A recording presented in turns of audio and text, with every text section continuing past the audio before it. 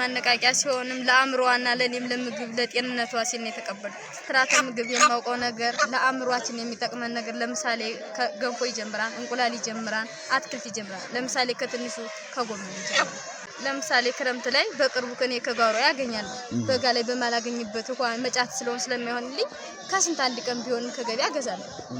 በዚህ መንገድ ነው የምጠቀመው። ጥሬሎች ለምሳሌ ለህፃኗ እኔ ባለኝ አቅም ከማሽላ ከስንዴ ከጤፍ እና ከገብስ መሰለ እሰራለሁ። አቅሜ በፈቀደ በቤት ያዘጋጀው ለዶሮ አሁን ለለቱ በእንጨት አድርጌ ታሽታችሁ ምርግና መሀል ላይ ምርግ አሁን ለምሳሌ ምርጉ የተመረገ ነው። ሽቦ ግን አልገዛውም። ማለይ ለንፋስ ላይ አየር ማስገባት ሽቦ ነው ያቀርብ። ሽቦ በርግጥ አልከፈም። ለወደፊት አቅጀው